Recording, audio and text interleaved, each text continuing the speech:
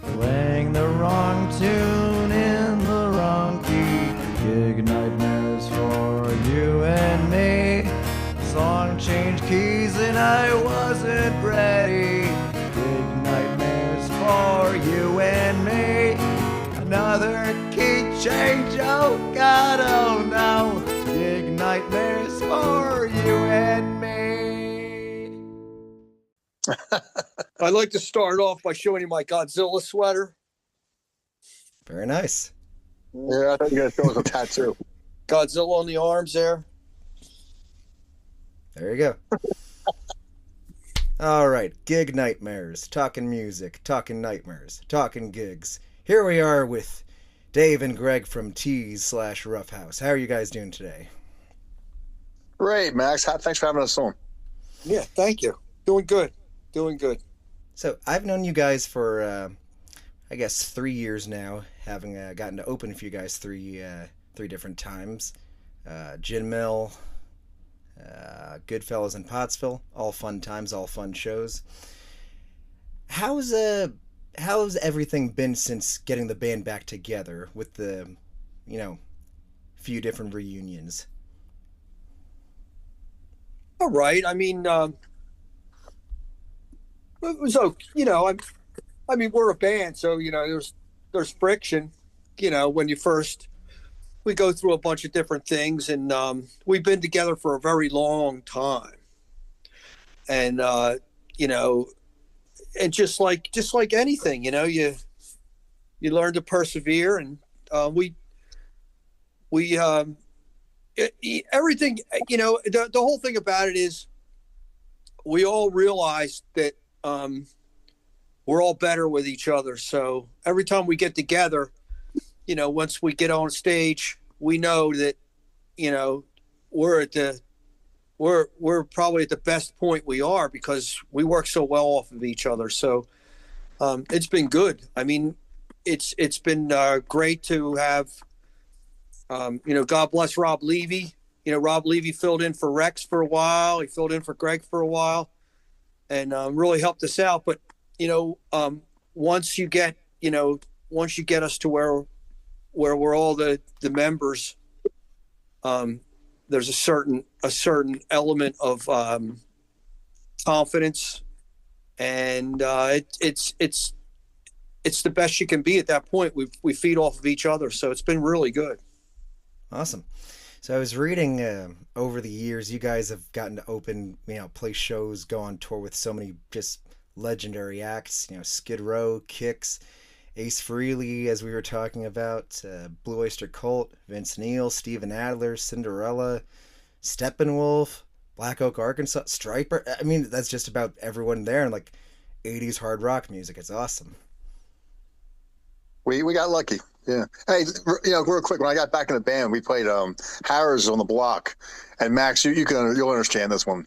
So I have a BC Rich Mockingbird from 1978, right? Okay. So Rex says to me, dude, you should play that again. I'm like, nah, I don't want to play it. And he goes, no, you really should. Think about it. So stupid me grabs the guitar. What did you say?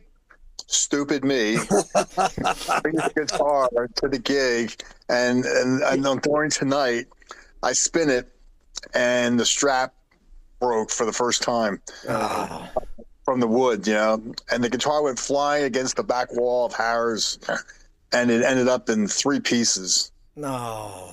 So Mockingbird, it was original, and so that beautiful guitar. That was probably about $6,000. It went down to about $2,500. I got it fixed and all of that, but it's not the same. But it's just, I'm like, oh my God, is this like an omen for me?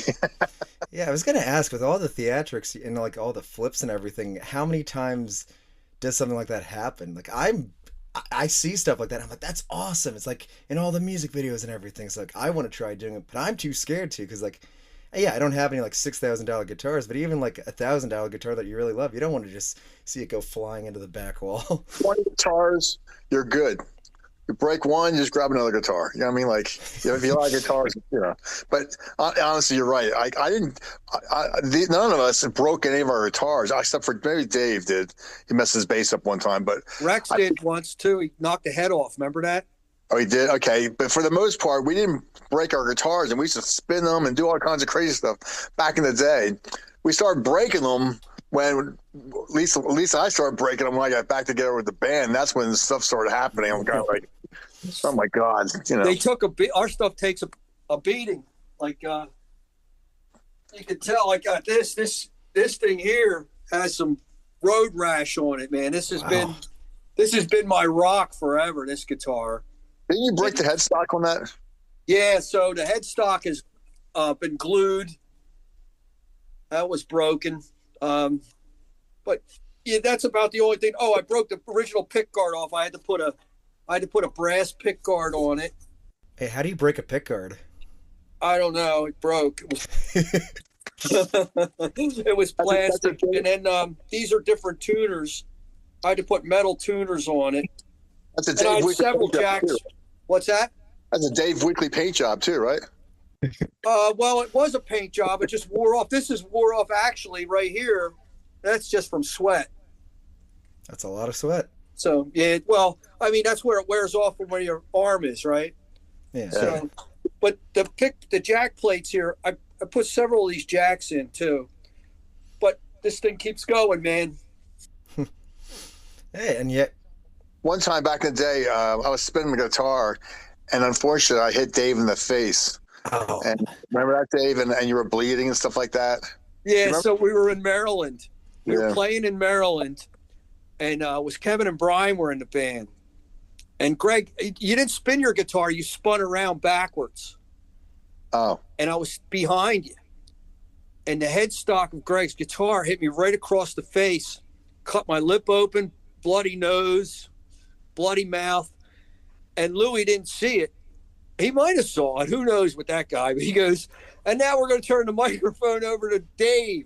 So I had to sing I used to sing a bunch of Bowie. So I think I sang 3 or 4 Bowie songs with all this, just, it wasn't even part of the show. It was just that real.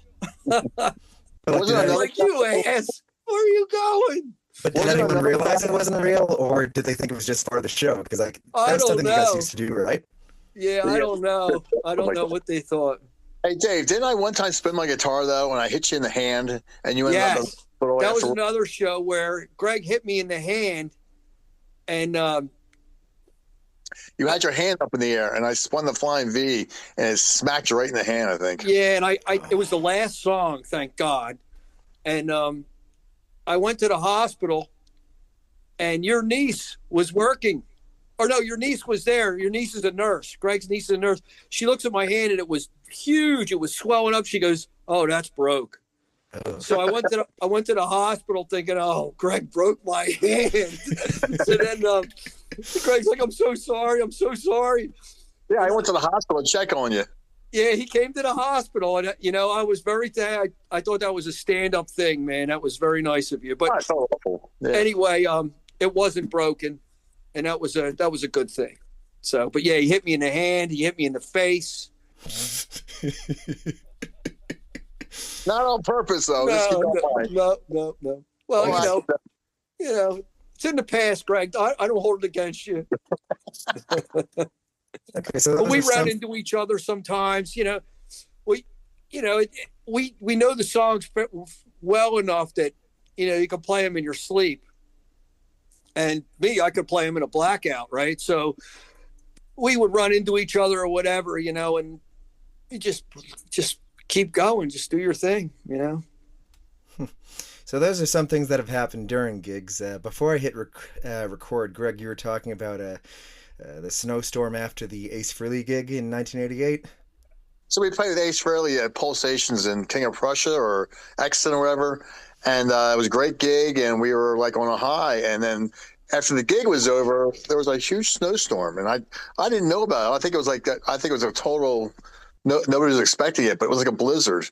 And so it was like an hour to drive home, and I didn't make it home because it was my girlfriend and I, we got stuck in a snowdrift.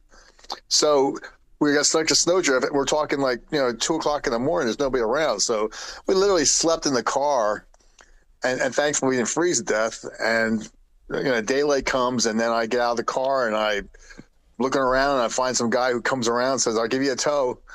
and thankfully we got towed out of the snowdrift, and I finally made it home. But yeah, it was like 12, 15 hours later. Like it was it was a crazy night. It was like a high playing with Ace, and then it was a low getting stuck in the snowdrift. Yeah, I remember playing it. I don't remember how I got home though. That was a long time ago. Yeah. Well, you guys used to like play a lot of shows, tour a lot. What are some other things you ran into while touring around? We left Mike Natalini at we were playing this place in I think it was Chicago, and we left him at the gig. We forgot him. You remember that? No. You don't remember that? I don't remember we that. left him there. Yeah. I vaguely remember Chicago. I don't remember I think we went back to the motel and left him there. So how far did you get before realizing you? I don't know. You know it? what? I think I saw him the same night, and I took off all my clothes in the lobby. I think that was Chicago. I think that was in Chicago. I think it was, yeah. But anyway, no, it was the Channel in Boston. We played there, and then we all got back to the motel, and he wasn't with us. We're like, where is he? And he was like, he wasn't with us because we had two vans or something. I don't remember, but he wasn't with us. And then I think he hitchhiked or something to get back to the hotel, or girls gave him a ride or something. So wait, why'd you take off all your clothes in the lobby? That's another story. That's another story. I remember the first time when we were really young, we started traveling, and we had to do laundry, and Gregg didn't know how to do his laundry. You remember this, Gregg? No. So we're standing there at the washers, right? And you're like, well, how do you do this? And Louis goes, well, you got to put like 7 of those boxes of detergent in. Don't you remember this? No. So Gregg he had him put like 7 of those boxes or 8 of those boxes of detergent in the washer. You don't remember that? Nope. I remember that. I remember us going finding laundromats that were closed. I do remember that. We used to have a guy who did pyro for us way back, and we played this place, and they wouldn't let him use the pyro. So he lit it. Remember, he lit it off in the hotel upstairs. Yeah, he was pissed off. So he lit off like flash pods in the hallway. In the hallway. We were playing a field party at somebody's house, and I think it was like Glenn's house or something like that. And Louis got blown up. A flash pot went off right in Louis' face, and he was blinded, and he had to go to the hospital. And they had to like take out the little pieces of gunpowder out of his eye. I mean, yeah, it was crazy. At the Strand Theater in Sunbury, we played there twice. And I remember that our pyro guy, we used to use these concussion bombs. And this guy was out of control, man. He loved this stuff. And the plaster would fall off the ceiling when he blew these things up. It was pretty crazy. Yeah, it scared the audience and it scared the band to death. So I got a great road story. All right. This is one of my favorites too. I even told this story to my kids. So one time we were in the bus. It was before the band. The band eventually we had to do things like go to record stores and do things during the day while the band was setting up at the gig. We used to set up our own PA and lights at every show, right? And then the band started to get really busy once the first album came out, and we had to go do these record in stores. So we'd show up at a record store and sign autographs and sell records, like in Long Island and Staten Island and all, and Jersey and PA. And so we bought a van. We had this red van. But before we got the van, we all traveled with the crew in the bus, right? So the rule was, so one day they pulled over. So everybody got out and peed on the side of the road, right? And we were on the turnpike, and I didn't have to go. So I looked around, I see nobody else is in the bus. Everybody is out there on the side of the bus peeing, and it's daylight.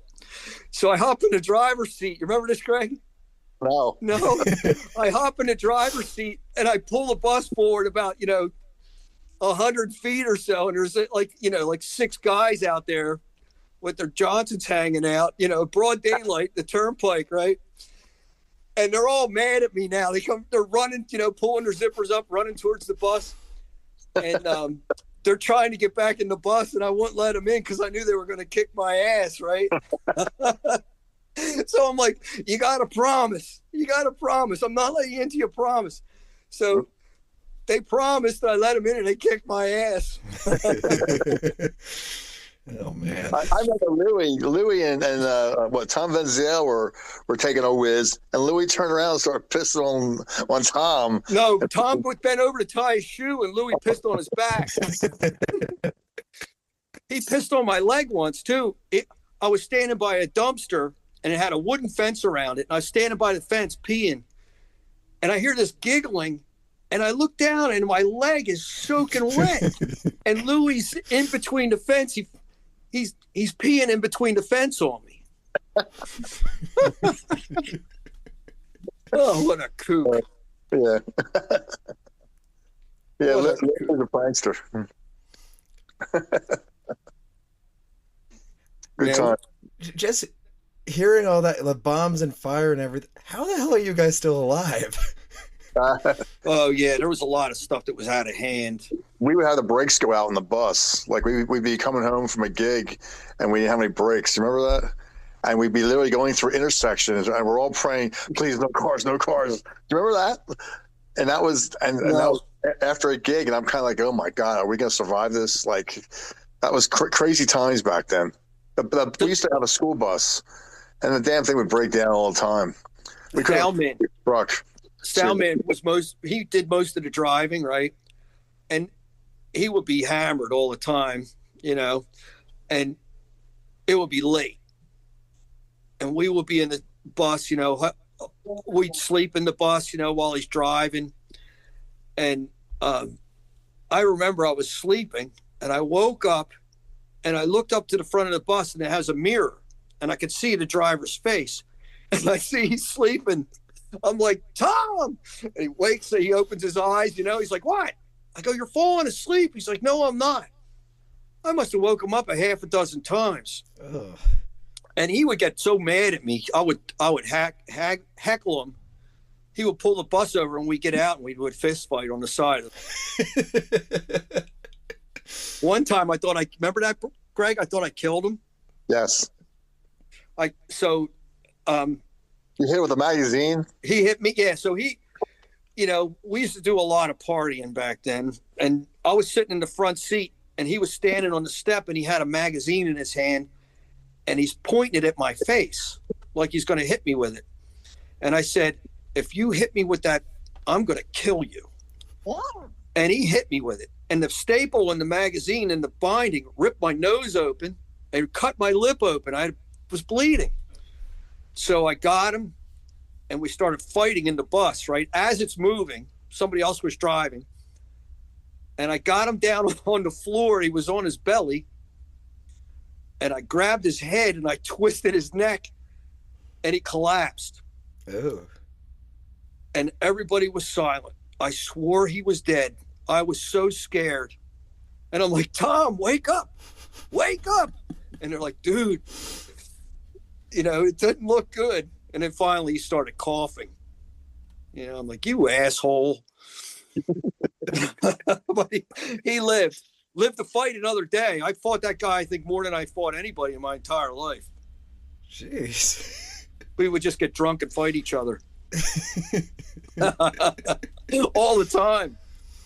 I mean, I guess you guys definitely live up to the name of Maniacs of Rock and Roll. Definitely live up to the name. He took off all his clothes, and he was wearing a trench coat at practice, right?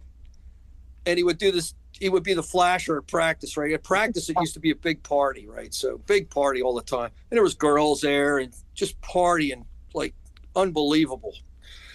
and in Quakertown, and he put on his trench coat, this black trench coat, and we were outside having a cigarette out on the main street. There, it was right on the main street in Quakertown, and Louis took the trench coat and pulled it over his head. So he was naked, standing it, and all these cars are stopped at the red light. You know, he can't get the trench coat off.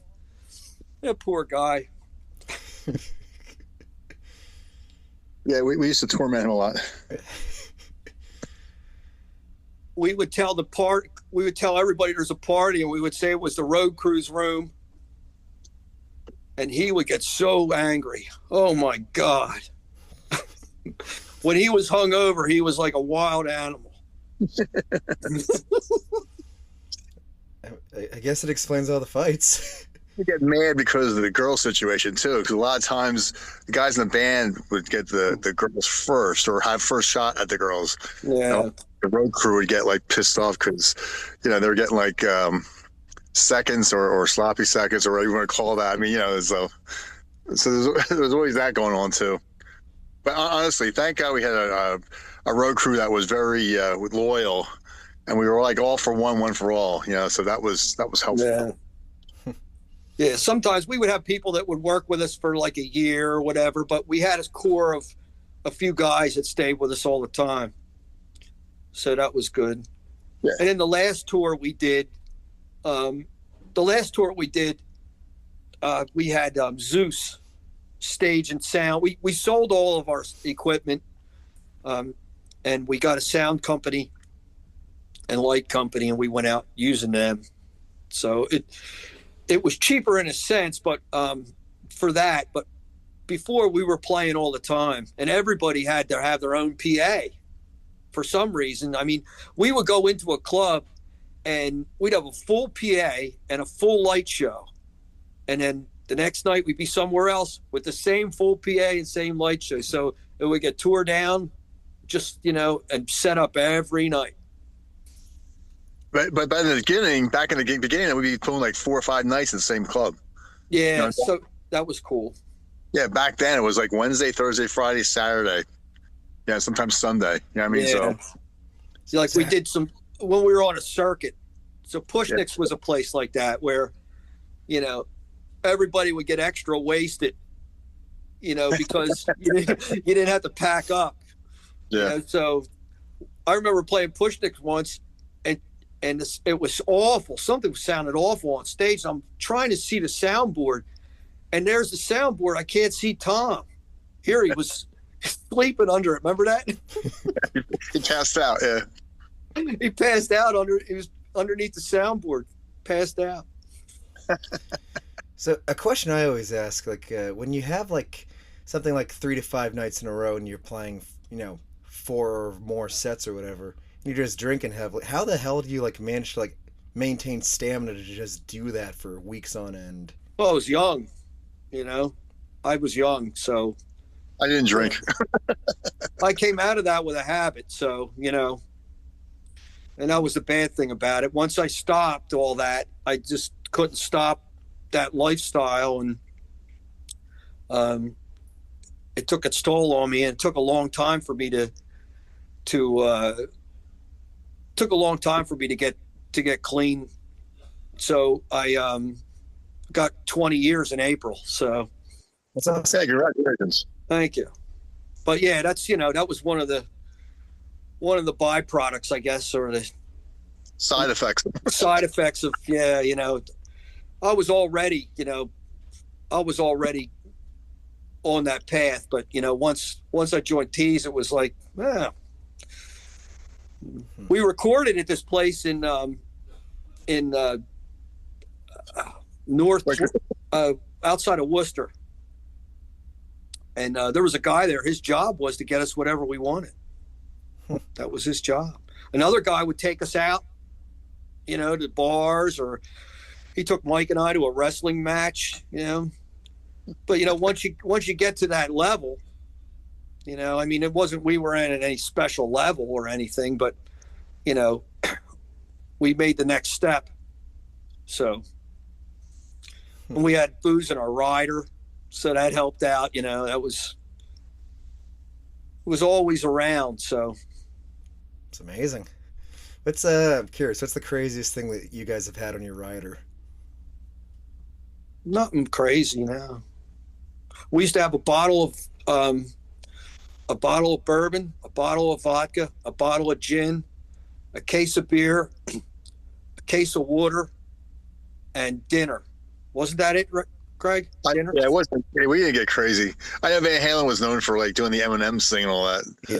Well, they did that so that they said no brown M&Ms, so they wanted to make sure that the promoter read the contract. Yeah. You know, if there were brown M&Ms in there, that meant that he didn't read the contract. That was the purpose, you know. And Is that something that happens often where promoters don't read contracts? yeah, I mean, we would go places and we get food tickets sometimes and go across the street and eat. They give us food tickets. Yeah, it's all about money. They're trying to save money. Makes sense. So I'm curious. So most of pretty much all these stories and gig nightmares have just been like from the time in the band. Have you guys run into anything with your respective solo projects? You mean like trouble? Sure. Or what do you mean? The same type of stuff? Well, obviously I don't expect anything on the same sort of level, but just anything that would be considered gig nightmares, whether it's at the show or on the way to the show, something regarding the show. Yeah. Like I say, one thing I've noticed is like back in the day, the drinking age in Jersey was 18 and the drinking age in Pennsylvania was 21. And then things changed a lot when Reagan became president and they changed the drinking age to 21 across the U.S. That definitely affected the bar scene. And there used to be, we used to have bars Wednesday, Thursday, Friday, Saturday, and Sunday for bands. Like they'd be there for the whole week. And that doesn't happen anymore. Now it's one night here, one night there. So things have changed in that respect. Yeah, and here's a nightmare thing that happened to me. I got a call from a promoter out in to play a show at Peppers in Berwick, opening up for Jason Bonham. Oh, nice. And I got a call, I guess it was about a week in advance, right? And it was just to fill the time because I didn't have any time to promote. It was a week or 2 weeks. And, I just asked them to take care of us for transportation, not a lot of money. And we went out there and nobody showed up. There was one person that showed up to that gig, right? I couldn't believe my eyes. One person. So I still had to pay my guys, I told them, we'd get some gas money out of it. So I said to the promoter, I said, thanks for having us. I go, we're going to get on the road. And he goes, okay, thanks a lot for coming. I go, well, we had a deal. And he goes, oh yeah, I'm not going to pay you that. So I said, well, we had a deal. You're breaking the deal. I said, this isn't cool. He goes, well, if I pay you that, you'll never play here again. And I'm like, okay, I don't care. And then, this was with my solo band. So then within that, right, he said he knew I played in Teeze and he booked Teeze previously. A lot of good shows he got for us too. And, things were real smooth with the guy. And he goes, well, if you take that money, if I pay that money, Teeze will never play here again either. So, I was a horrible position that he put me in. And I said, no, I'm not going to take the money. I didn't say anything. I just walked away, but I wasn't going to, he started to use the leverage of other friendships I had, to try to screw Teeze out of playing there again, So we never did anything with them since then, but that's one of the horrible. So everybody, I had to pay everybody out of my own pocket. I think I did, and go home. So that was, the guy took a bath and we went a long way. So there was lots of those things too, where, we show up and we're promised a certain amount of money. And then all of a sudden they're like, oh yeah, only this many people came, or, the place is packed, and they made money, and next thing you know, they don't want to pay you. We played a bar in North Jersey, and the monitors were so bad. I guess they had the drums in the monitors or something. You couldn't hear anything. It was just so loud and crazy. So we literally were playing from muscle memory because we couldn't hear what the hell we were playing. It was nuts, man. Dingbats. Dingbats. It was terrible. What was terrible was the dressing room. There is no dressing room there. Oh, that's another story. They gave us an apartment across the street. Oh? Oh my God. I couldn't believe it. I couldn't believe it was somebody's apartment. Yeah. It was a shit show. But the monitors that one night, man, it was like, my ears were ringing afterwards. It was just so crazy. I remember we were going for a few nights, and we were in Maryland, and we played this place, and our light man was like second or third in this state championship of this pool league. He was like really good.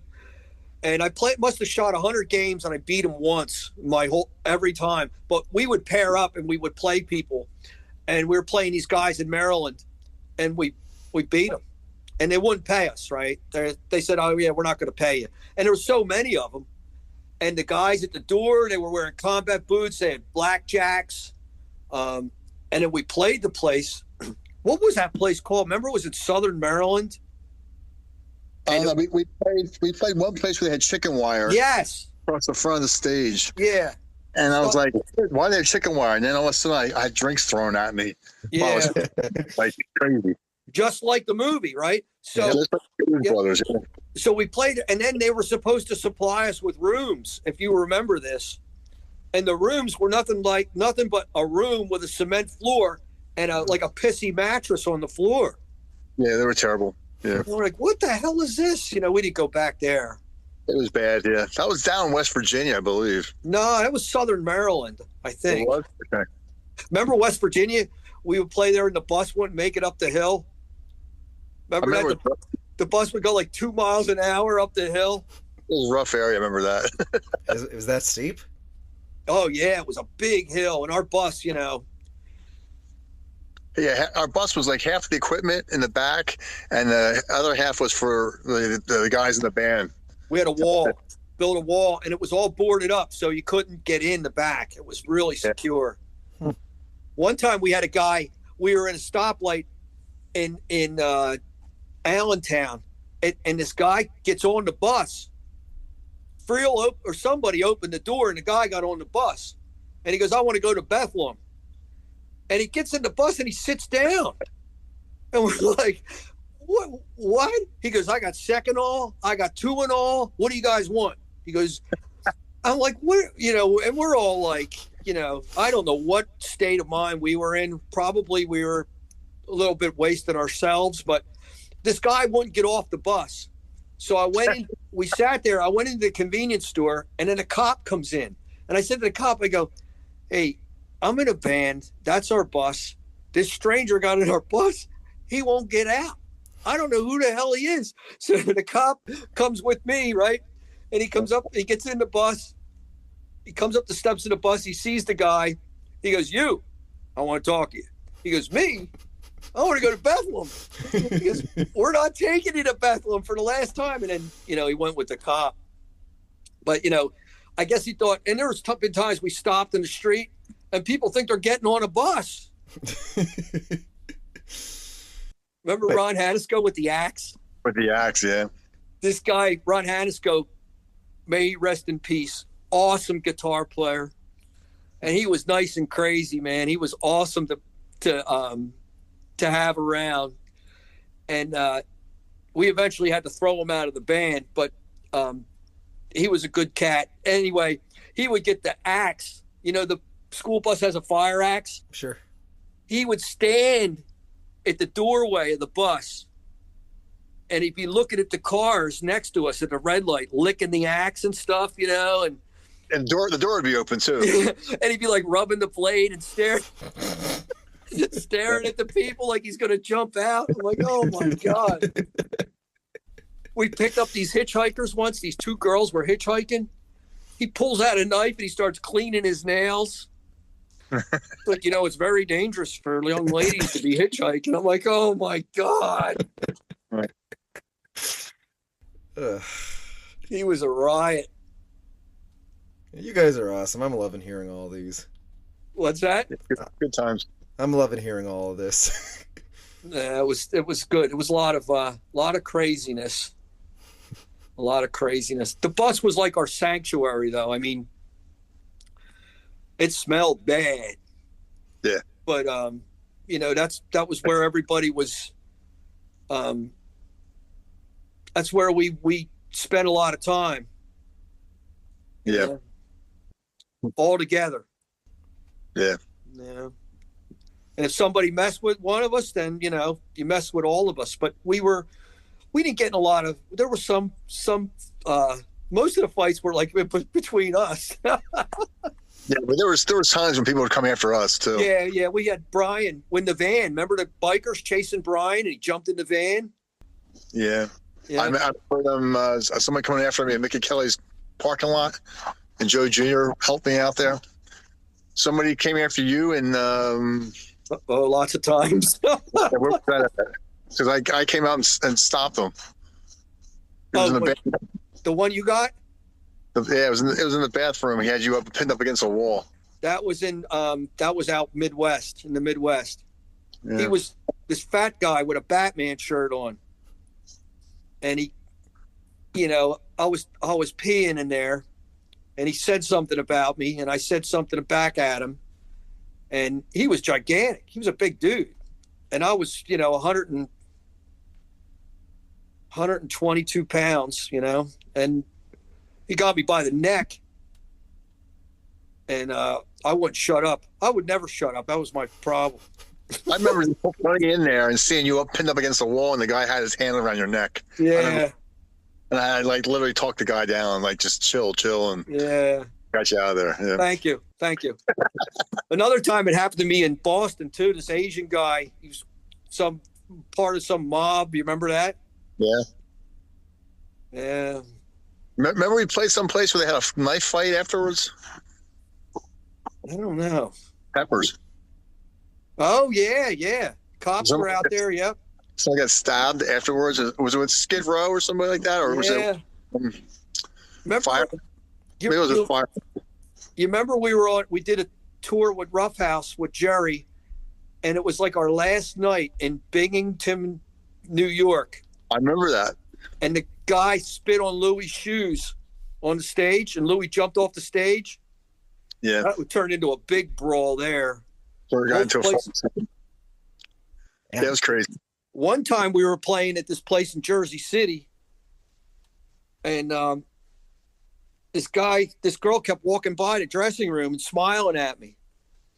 So I stepped out of this dressing room. It was before we were playing, and I was wearing a white ruffled shirt, and I was all done up, ready to go, And we took a bus trip there, so I was already in the bag. And I'm talking to her, and next thing you know, I see this guy come running at me. Now he's my size, so I didn't really care how big anybody was, but somebody my size, I'm certainly not going to worry about. And he came at me at full speed, and he was his sister I was talking to, and I got him and I smashed his face into the wall. And my hand got caught under the wall. The wall was made out of wood, this rough wood. And under my fingernail, I got a splinter. There's blood all over my hand. And I hit the guy a few times in the face. He hit me a couple times in the face, and the bar emptied. And next thing you know, there's these big pile of people. So I had to play the set with like a swollen face, the blood all over my shirt. That was a rough one. But, dumb and young. And full of. Yeah. That was in Jersey City. I'm just kind of speechless. I really wasn't expecting all these fight stories. What's that? I really wasn't expecting all these fight stories. I'm just kind of speechless at this point. Yeah, well. Yeah, I think one of the most fun was the one in Binghamton or New Rochelle, one of those places where the guy spit on Louis' shoe and Louis just went off. And I never saw Louis lose his temper, but he jumped off the stage. I remember I jumped off the stage after somebody, and the sound man picked me up and threw me back up on the stage. I remember that. Jerry. Yeah. I was like, what are you doing? He goes, you stay there. I remember a gig where we played the Four Winds. I'm not even sure if you were in the band yet or not, but No. we were Louis singing, and Louis literally passed out on stage in the middle of the song. And the band stopped. I looked at Louis. I shook him, and he says, "Okay, I'll get up." And like 2 minutes later, he gets up and starts playing again. But he literally, while he's singing, he did a swan dive. He just literally just dropped. He fainted? He fainted on stage during a song. Yeah. Wow. At the Four Winds, that was in above Doylestown there. Plumstead. We used to play in a circuit. So sometimes, I remember we would play in Maryland or something. Then we would play in York on a Saturday. And then we would play the Airport Music Hall on a Sunday. We must have did it a few times because I had this girlfriend out there and she lived in Elizabeth. So we would play York. I would get in a fight with Gregg. I get pissed off at him for something, and I'd say, "Good luck finding a bass player tomorrow," right? And I would go back to her place, and then I'd wake up. I'd be like, "I guess I better go." So I would go to Allentown, and then we would make up again. I remember I would always get mad at you for something in York, and then okay. That's what I remember anyway. Was that right? I don't know. I remember that's where you met Fran, I think. No, I met Fran in Mechanicsburg. Oh, okay. At the countryside. You sure it wasn't the Seagull in Maryland? No. So Okay. I met her at the countryside, and she wouldn't come back to the motel with me. Okay. So then I saw her again at the Seagull. Yeah. And then I started talking to her. But it was York. And then, going to the Seagull one time, we were in the bus. The bus came to my house to pick me up, and my friend just bought an MG midget. You know what they are, Max? Can't say no. An MG midget is like, you know what an MG is?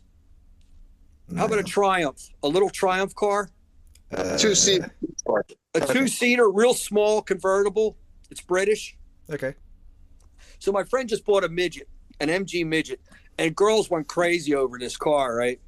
So this is probably 86. Okay. 86 maybe. So we were playing with Yuli Roth from the Scorpions Nice. at the Seagull. And my friend was going.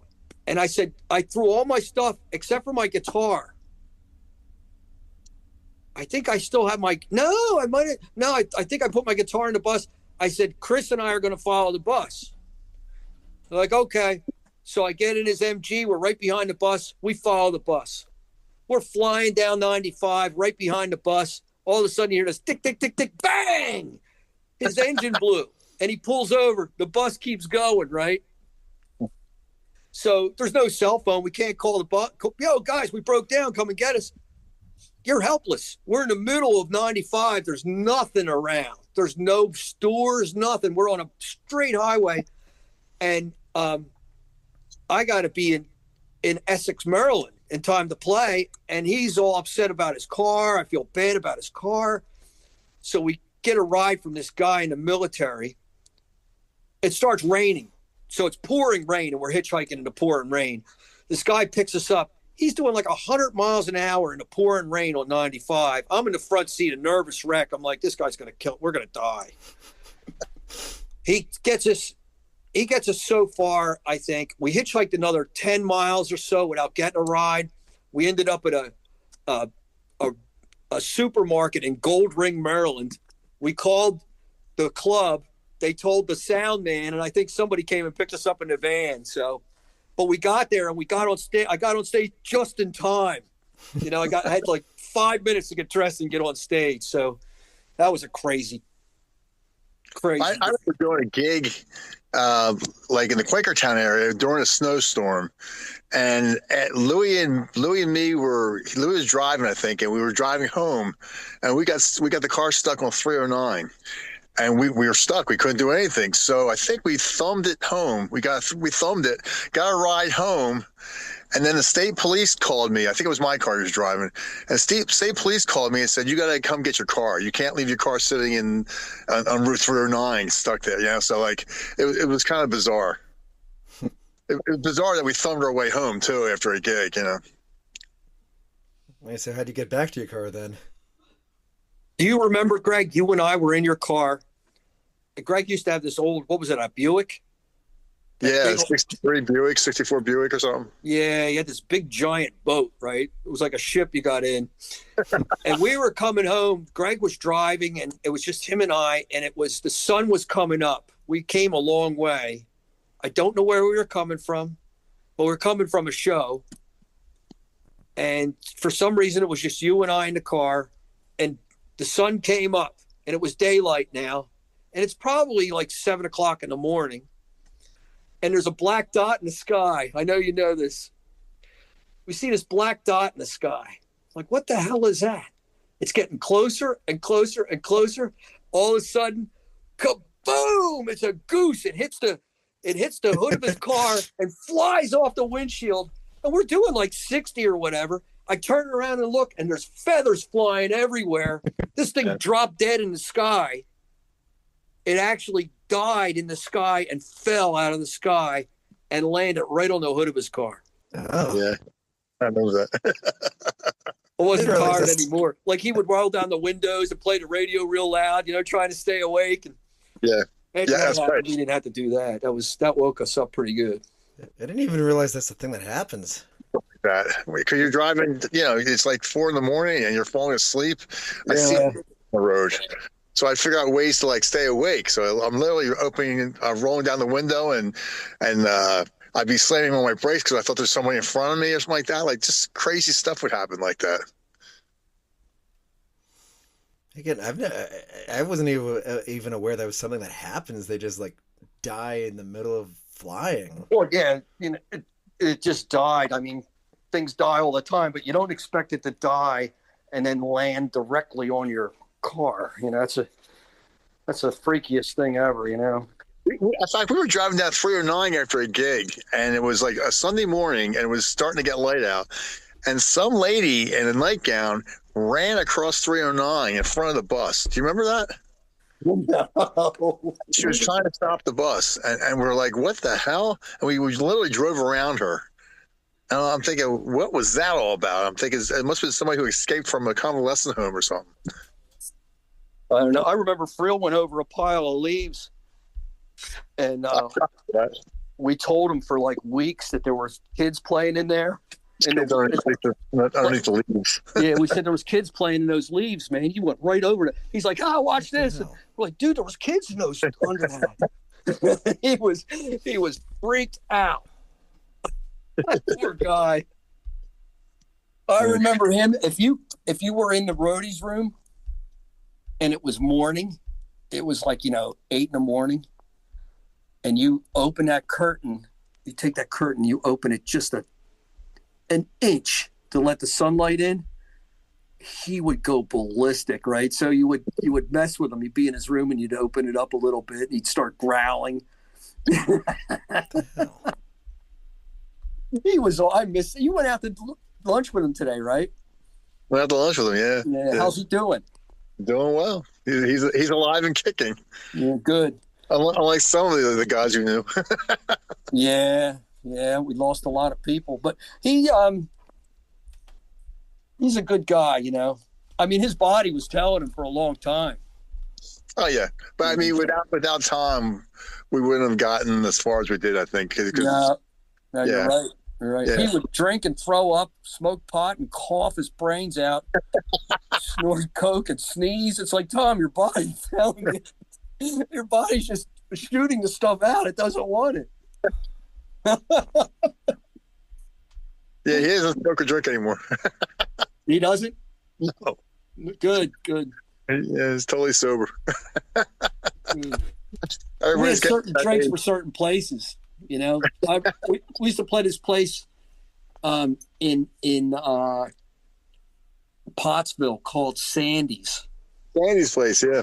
Yeah, and there was a drink there. I never drank much of that. I didn't like it too much. It was called a slapjack. It was Yukon Jack and 7-Up, and you for the longest time. And then we went to 151 rum. You could light that on fire and drink it. That was our bus number too. We changed it to 151. It was 51. We changed it to 151. But you could light that stuff on fire and drink it. We drank that too. That was powerful stuff. Right by the Alley nightclub, Sandy's place. Yeah, good times. Yeah, that was a good place. There was a guy that came in there with a gun after me. Yeah, yeah. I remember one time we played someplace where Louis' wife or girlfriend was upset with one of the patrons, so she literally pulled out pepper spray, and she pepper sprayed the guy right in the middle of the bar, and everything started going crazy. People were leaving the bar and stuff like Louis' that. girlfriend did it? Yeah, and because she was upset about someone trying to come on to her. And she got pissed. There's pepper spray in the guy's face, but the pepper spray, so it goes all over the place. You know what I mean? So people were freaking out in the bar, like, you know. That's funny. Yeah. Oh my God. One time we were in Maryland, and I think your brother told me this, that the cops were looking for us. You remember that? Yeah, that's true. We made it home, but the cops were looking for us. Supposed to be like girls or something like that. I don't know. Yeah. Like we didn't know anything about that. Yeah, no. But we didn't even know about it. But they said that we had these underage girls that we didn't. And no, we didn't. And he's like, "Thank God you're home. The police were calling me." I'm like, "What the hell are the police calling you for?" Like, no, out of your mind. Yeah. I remember one time we were on the tour, the last tour, and we stayed at, some not so great places. Some of them were okay. But on the itinerary, it said the Sheridan. And I was so excited because it was in Michigan. It was in Michigan. And I think it was Michigan. And I'm like, oh, we're going to stay at the Sheridan. It's like a big deal, right? I'm excited. And it was called the Sheridan with a D because it was on Sheridan Drive, and it was a rat hole. Remember that place? That's a place where everybody ended up at this party afterwards. And one of the roadies lost his wallet. I remember that. Yeah. That was a crazy thing. Yeah, good times. Yeah. Max, you got any stories? I got plenty of stories. Well, what do you want to hear? Some of your crazy. Okay, so you mentioned like the bird falling out of the sky on your windshield. We played the Hard Rock Halloween, not this past year, the year before it. We're driving home at like 2 a.m. Me, the bass player, and the girls, we carpooled when it's a long drive like that. So we're driving. It's like 2 a.m. Garden State Parkway is all clear. It's beautiful. We're just cruising, and all of a sudden, out of nowhere, there's just a deer right in front of us. So by the time we notice it, because like it literally just appears out of nowhere, it's too late to do anything. So you just full speed ahead, just mow it down. And I'm thinking, wow, this car is pretty good. Sure, there's like blood and guts on the windshield, but it's like, hey, it's pretty good. And I'm all, feeling great. It's like, yeah, we did it. We got through it. But then 5 minutes later, light comes on the dashboard, and then another light and another light. And it starts, you start seeing like a little bit of smoke or something coming from the front of the car. So you got to pull over. But it's still funny though, because we pull over, and the girls, they run out of the car, but then they run back to the car to get their purses and everything. Yeah, so then Did I it think blow we're up? just. It did not blow up, but we were pretty much stuck stranded until like 5 in the morning. But fortunately, our booking agent, he was at the show and also driving back, so he was able to give us a ride. The car did not blow up, and actually, it was salvageable. That car is still being driven. We still carpool with that car. Are the girls in the band? Yeah, they're the singers. Like we played with Striper at the Trenton War Memorial years ago, and after the gig was over, we were heading home in a van, and people that were at the concert actually sideswiped our van and damaged it really bad. And the fact they took off they stopped. They said they're sorry, blah blah blah, and they took off. And the next day, I had to take the van back. So I said to Tom, I said, man, I don't know what I'm going to do. I can't take the van back damaged like this. We're going to have to pay for the damages. So what we did was we took it through mud, and we got the whole side, the dented side of the van all muddied up, and then we took it back. And actually, they took it back, and we didn't have to pay for any dents or anything like that. So we actually lucked out. Nice. The one thing that we didn't talk about any of the stories was about girls, because there was no girl stories. We didn't have any of those, so there isn't much to talk about there. The stories that we're going to take to our graves. Let's put it that way. Right, there's not many, none of those stories. We play with a lot of tough bands. I won't say any names, but some of them were pretty tough with us. But some of them. Oh, I remember we played a show with Eddie Money, and we played a couple shows with him. One of the shows we played with him was the second night was in Albany at the Palace. And I remember that show because the Spotlight man thought I was a lead guitar player. So I had to, every time a lead came on, I had to run over to Rex or Gregg, whoever was playing the lead. So he put the spotlight on the right person. I'm like, you get this freaking thing off me. Anyway, after the show, I stepped down the steps and I stuck my head out of the curtain. There's all these girls there. And they're like, oh, can you sign this for me? I'm signing their autographs. And they're like, somebody asked me about Mike, one of the girls. I go, before you girls say anything else, I have to make an announcement. I'm the only straight one in the band. Louis would do that stuff all the time. Oh, that's fun. You don't want anything to do with him. He's not straight.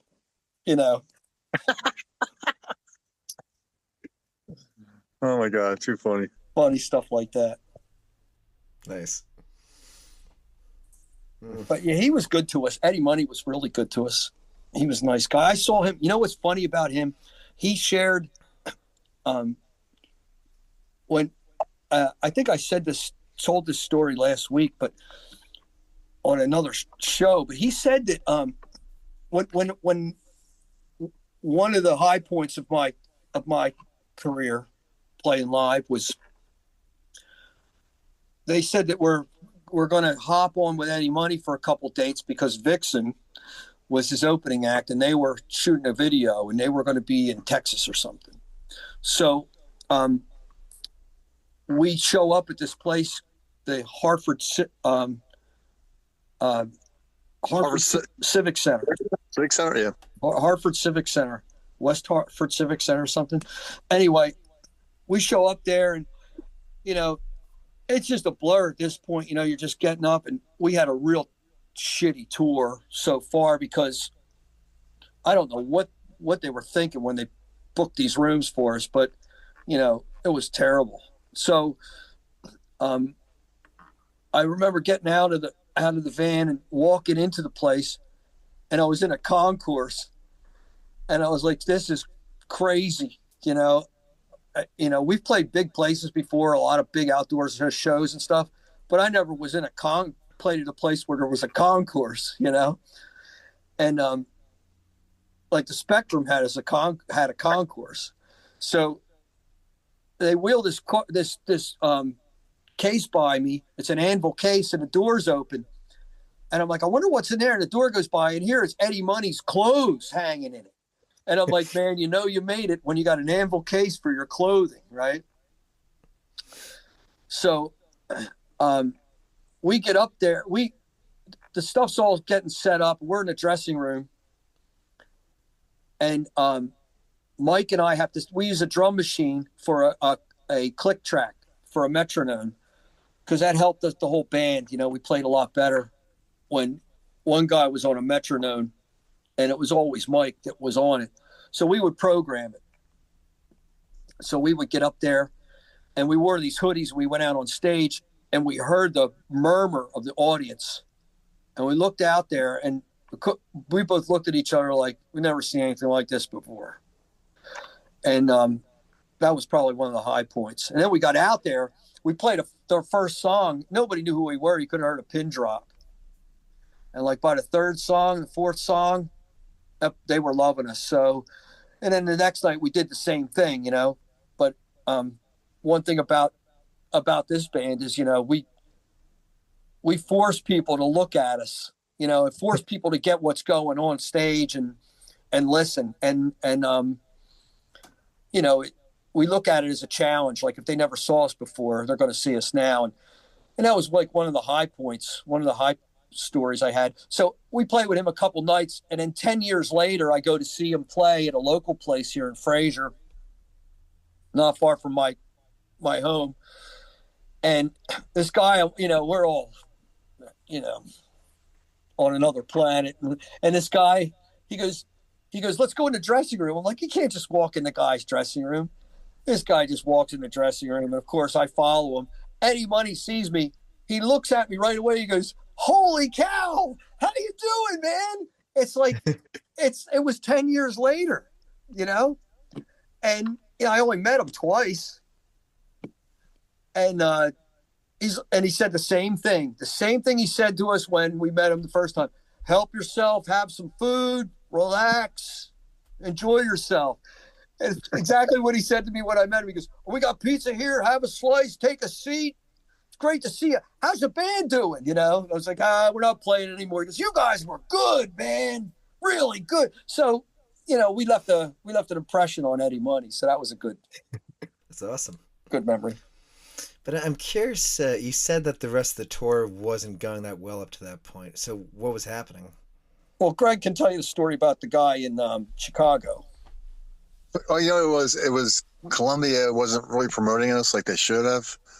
And I literally tried to take the matter in my own hands. So I started calling up radio stations and saying, listen, hey, this is Gregg from Roughhouse. Can you play the record? And a lot of times they didn't know about it. And, we were on a major label at that time. And like, they should have done more to promote it. So that was a problem. You're dealing with a big record company. You have this part, you have that part. Nobody's communicating, because it's such a big company.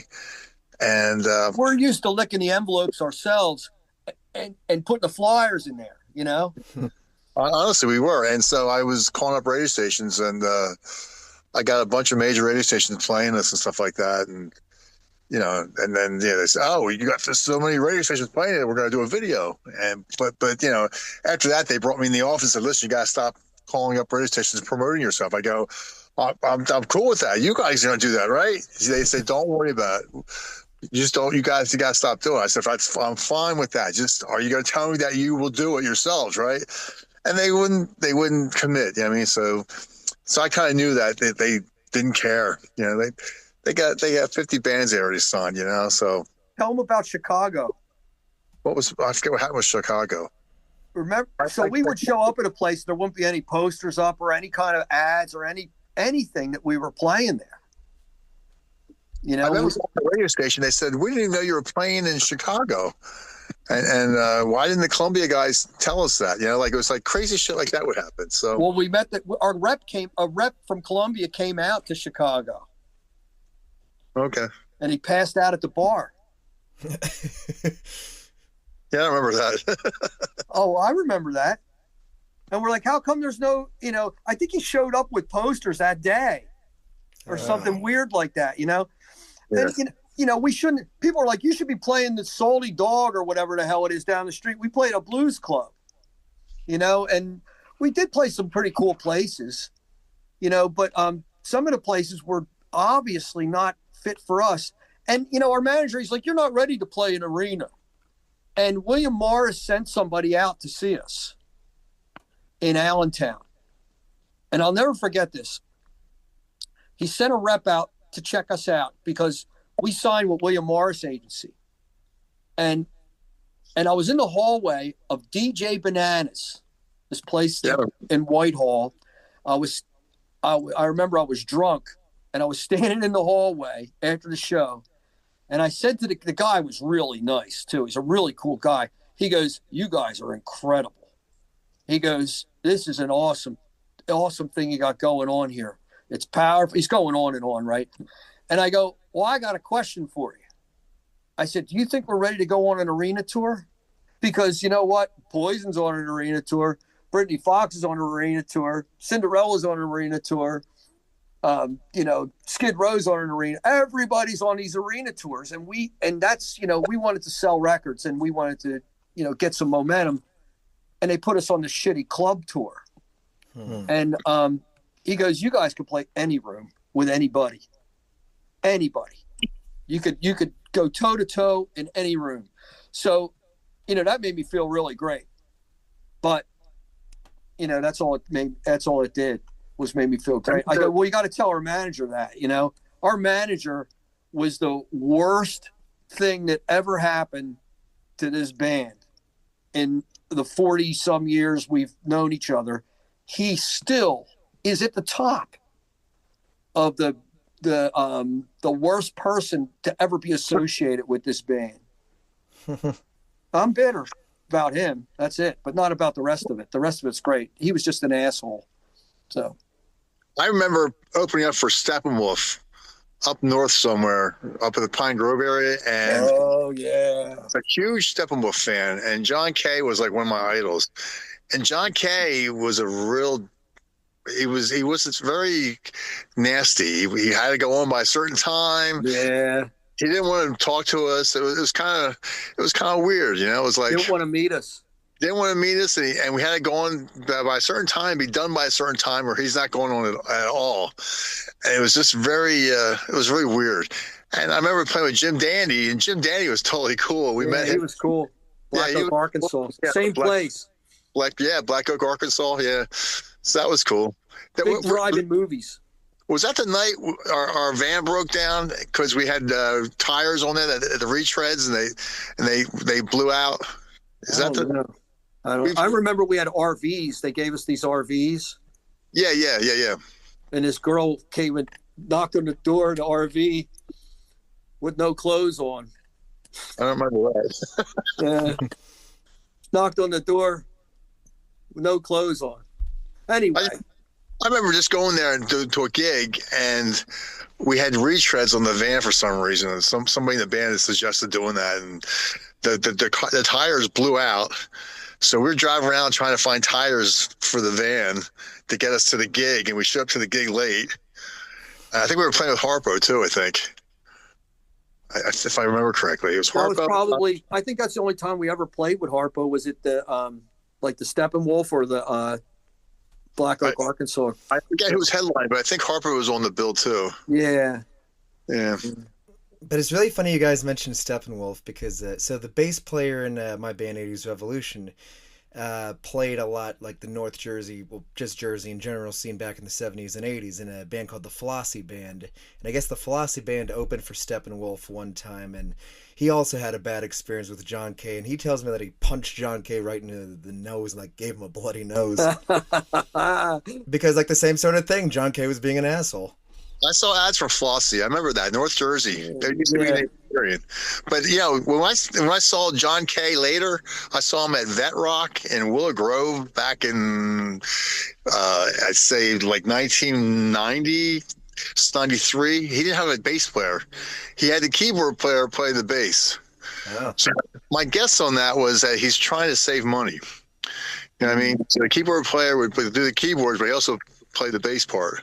Well, I think they're using his song now in the NFL in football games, so that ought to help him out. He was okay live. He had all these young guys playing with him. I remember that. I was like, man, that band looks out of place because one old guy and all these young kids in the band. Yeah, he was the original guy. Yeah. Yep. Here's a good one, Max. We played there with Black Oak, Arkansas at the Pike Drive-In somewhere out in central PA, right? And that's where we played with Steppenwolf. When we played with Steppenwolf, there was Harleys for the barricade. Hundreds and hundreds of Harleys. And they started them up for the encore. It was pretty cool. But anyway, we played with Black Oak, Arkansas there. And I don't know if you ever seen them or you know anything about them, but we played our set. And I'm in the this is 1985, I think. And we had these RVs they gave us. So our RV is facing the stage. It's on the sidelines, but it's facing the stage so you could sit there in the driver's seat and watch the show, right? And you're, a couple 100 feet away watching it. And I think I was getting I think we were all like, after the show, we were just hanging out, maybe having some drinks or whatever, getting high. And I see this guy on stage, right? I'm like, what the hell is this? And I look at Greg's brother. He's sitting next to me. He goes, what? I go, this guy on stage, Jim Dandy. He had long blonde hair, no shirt, spandex pants on with these furry boots that come up over his knees, right? Swinging his hips just like David Lee Roth. Walking back and forth on the stage with that swagger, doing splits, all these David Lee Roth moves. Well, no, He looked like David Lee Roth. So I said to Jeff, Greg's brother, I go, who's this guy think he is, David Lee Roth? Jeff looks at me, he goes, David Lee Roth thinks he's him. So he sent me right to school, right? I'm like, no shit. He goes, yeah, that's where he got it from. And then I found out later, David Lee Roth actually asked Jim Dandy if he could film him because he liked his style and wanted to use some of his stuff. And Jim Dandy's like, sure, man, I'd like to pass it on. So a lot of that stuff was, a lot of that swagger and that style was, I saw we got to see originally where it came from. And it was cool. It was like seeing it backwards, right? Like, he sent me right to school. Sure. Yeah, it's like Poison. Remember Poison when they first came back to Harrisburg after their first album came out? Nobody knew who they were at the time. They were Paris. They went out to California. Yeah, Poison. Yep. They came back here. They were totally different because we saw them when they first came back, and then they started playing with Kicks. All of a sudden, Bret Michaels has this persona that he has now, but he got it from watching Kicks. Yeah, I've heard that too. They were called Paris, and we used to play some of the same places as them, and we had some of the same girlfriends for a while. But I remember them playing a demo. One of these girls playing us a demo of Paris, and I remember the song was called "Hot Shot." I don't know how I remember all this, but when I can't even remember, But anyway, I remember that because they're Paris, and then I heard they went to California. They only had like $67 in a station wagon, right? So we almost went to California. We almost got there in the bus. We were going to take the bus, but would have never made it. Frank went there. One of our a band of friends of ours from the Galaxy. They had a bus too. So we met a lot of bands playing around. A great band that we hooked up with was called Pharaoh.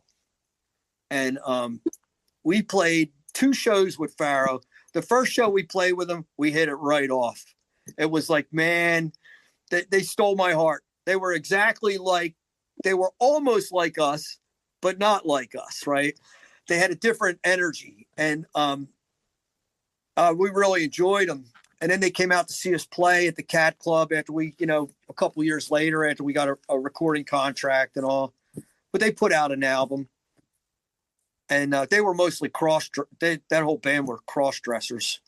But they were the guy would come out with a machine gun guitar. Remember that guitar he had? It looked like a Tommy gun. Yeah. He was badass.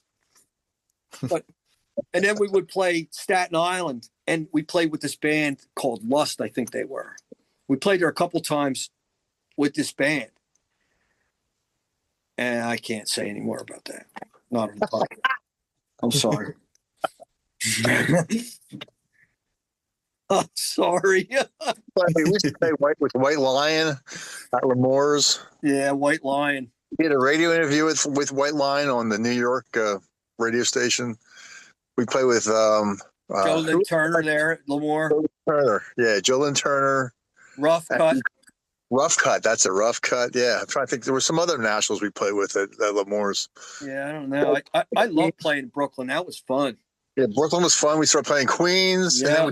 And then we played some places in Manhattan. I forget the name of the places, though. Cat Club. Wait, with the Cat Club, yeah, but there was another place we played in Manhattan. Yeah, but the place changed. It was one of those places in Manhattan where on Monday night it's called this, on Friday night it's called that. You know, it's like they have the building, but they rent it to different promoters. So each night it has a different name. So you don't know what. I remember I had to take a bus there. Oh my God, I remember this. So I was on another planet when I got on this bus, and I had to be in New York. We were playing this place, whatever the name of it was, in the city. We were playing there, and I had to be there at like 6 o'clock. So I got on this bus, and I don't even remember getting on the bus.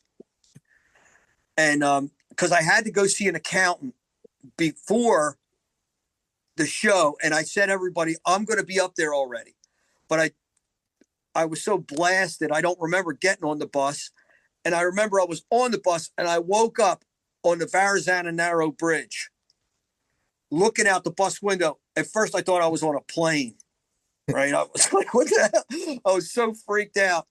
And I got to the accountants, and then I got to the place, and they told me the name of the place. And I'm like, no, that's not the place. And I remember I was walking all around. I might have took a cab to another address, but it was in New York. They were doing this. One night it's called Obsessions. The next night it's called, Jack's Bar. The third night it's called the Roughhouse or whatever. Every night was a different promoter, had a different thing. So it's hard to keep track of that. So in Queens, we had a fight where we had these record executives come out to see us, and at L'Amour in Queens, and they were in the dressing room, and we told this guy who worked for us, good friend of ours, Larry, not to let anybody in. Remember that, Greg? Yeah, I do. And we said, under no circumstances, don't let anybody in. This is a really important discussion we're having in here. He goes, no problem. And he's standing outside the door. Well, next thing you know, we hear this. We're talking to this manager who was Randy Hoffman is the guy who really, he was the worst person who ever had any contact with this band. We're talking to him, and we hear the scuffle out the door, the dressing room door. And this is before anybody was even there. It was like early. It was right after dinner, I think. Next thing you know, the door bursts open, and there's our guy hanging on to this other guy, and they land on the couch. And there's a big melee inside, and here it was the promoter. What was his name, Greg? I forget, but it got ugly. Yeah. And we're like, we told him not to let anybody in. He was just following the orders we gave him. He's like, I booked the show here. And the manager was like, oh, for Christ's sake, So yeah, it happens. that kind of stuff. Yeah. So much, and just how long was the initial incarnations of Teeze and then Roughhouse? How long was that time period? That's a lot of stories for. He still probably started around 79, 80, around there, and then Roughhouse came into being around 86, 87, around 87 before the album came out. 87. We were in the studio when they notified us that Columbia Records couldn't use the name Teeze. Yeah. And at Teeze, we were booked as Media 5, and we started off as a cover band, and we had a huge following as a cover band. So when we started doing originals, that cover crowd followed us and started getting into the originals. So we already had like a pretty good following, which helped us sell the records. So we did like 5,000 copies of the first Teeze album, the black and white cover. That was about 5,000 copies. And then we got signed to Green World Records, and they put out the color version, and we ended up selling about 40,000 copies. And that was worldwide, the Green World thing. The first Teeze one was just like Northeast, East Coast, you know.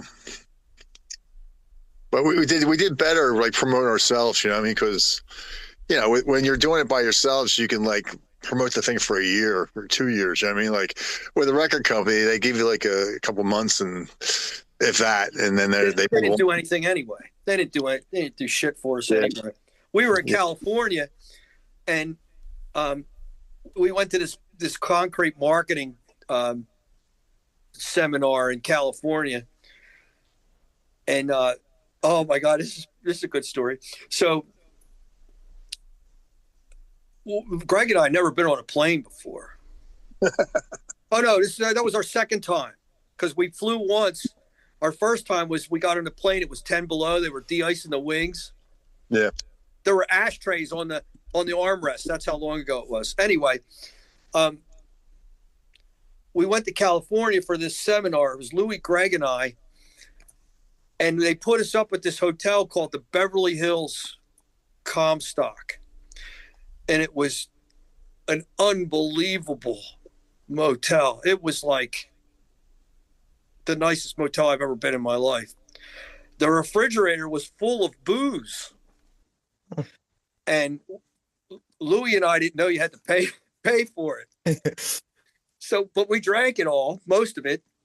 And then we found out we had to pay for it. We filled it all back up with water and stuff, right? Put it back in. But we were out there, and I remember a hamburger was like $11. You know, just crazy stuff you remember. And there are all these bands playing out there. And, you know, our record company could have easily put us out there to play. I mean, you know, there were bands. That's where we met Warren. Yeah, Warrant was playing. Rat Child America played. Yeah. You know, and we've crossed paths with that band before. You know, when they were just Wrathchild, they were a cover band for a while too. And their guitar player did an album with Kix when Ronnie was out one year. But they were good, really good band. The drummer for that band is in Godsmack now. Oh wow! But anyway, they played, and they had some 9-year-old kid playing the guitar. They had who's the band? The White something, the Big Fire.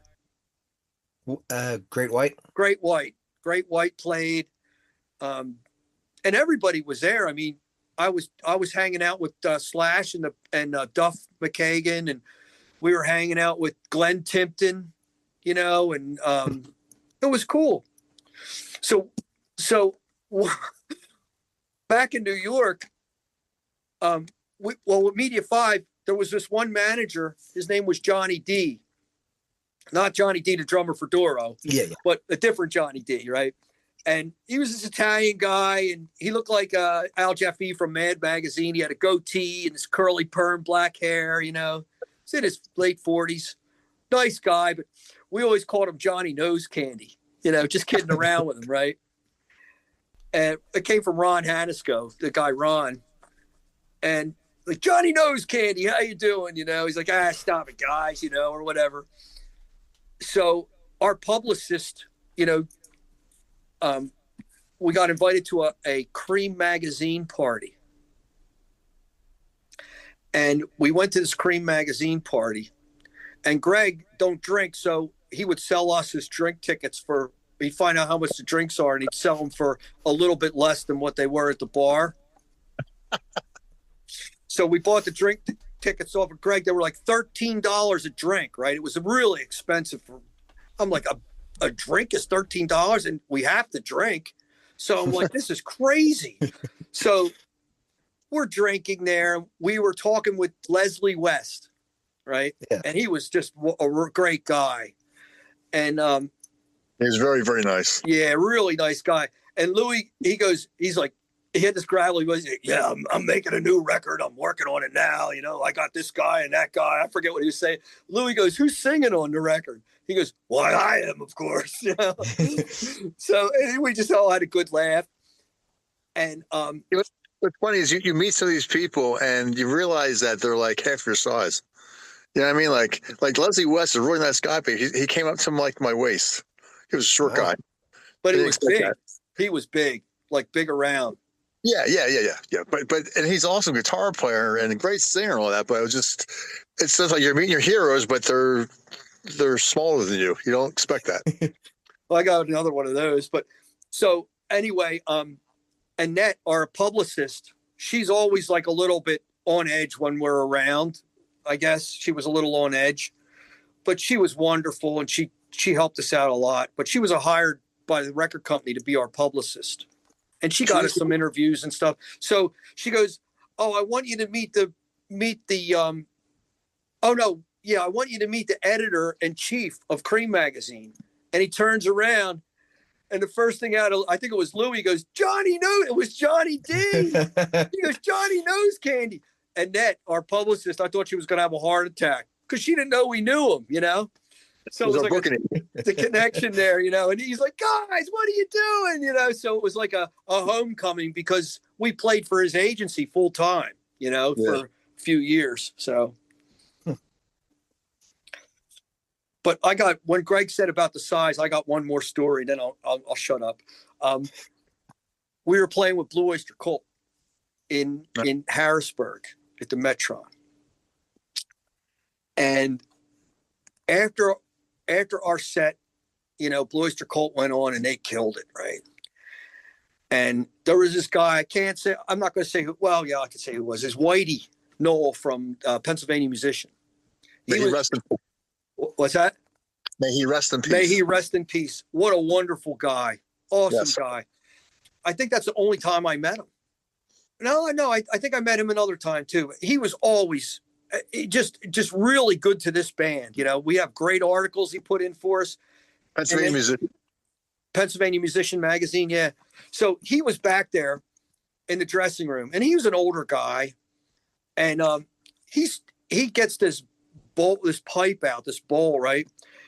And he's like, "You smoke?" I'm like, "Yeah." Louis comes over, right? And we're smoking this, whatever it was.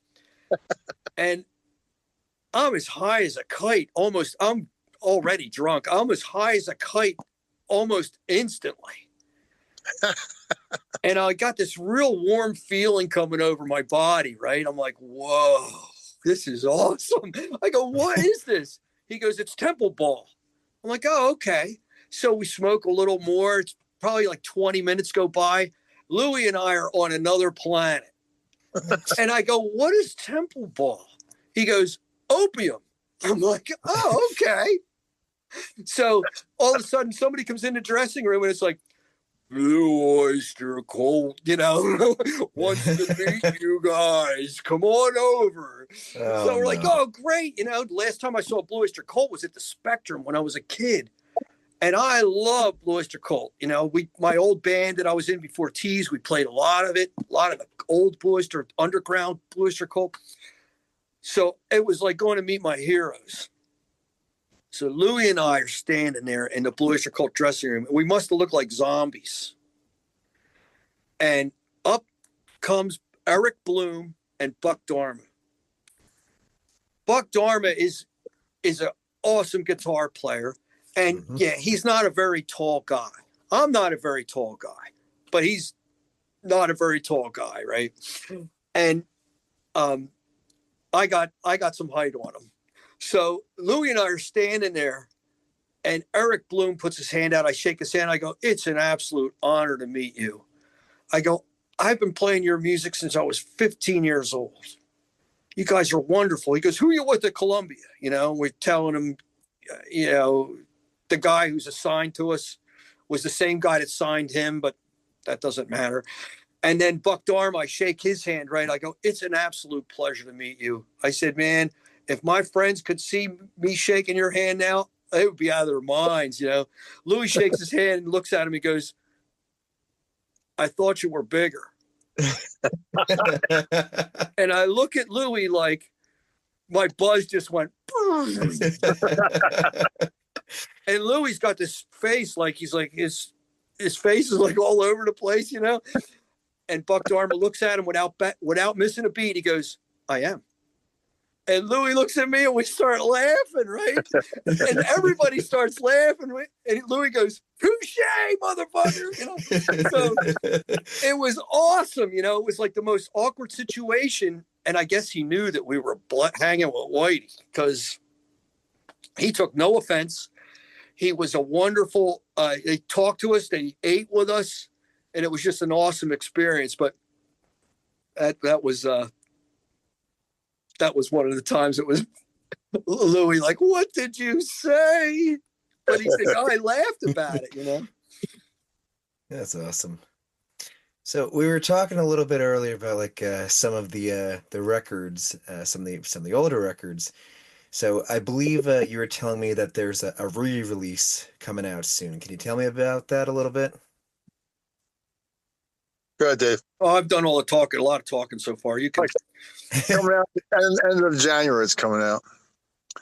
It's going to be on what's the label called? Vanity Records. Vanity Records. Okay. And big label out of LA, I guess, right? So, yeah. so it's the original Teeze record with 4 bonus tracks that we never released before. Awesome. Dave Tedder is the guy who hooked us up. Dave Tedder has been awesome with us. He made us he put together a deal and we accepted it, and he's been great to work with as far as the graphics and the mastering and everything.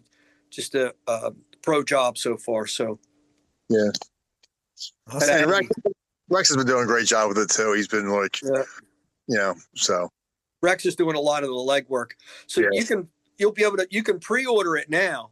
You just type in Teeze, Teeze, space Vanity, or Big Cartel is a company that's doing something with it. I don't know, but those 3 words, you'll find it online, or you could go to the Facebook page for Teeze. Just type in Teeze in Facebook and you'll see us there, or Instagram. So, you know, there's a link to it. You can pre-order it, and it'll be shipped. I think it ships on the 30th or a week beyond that.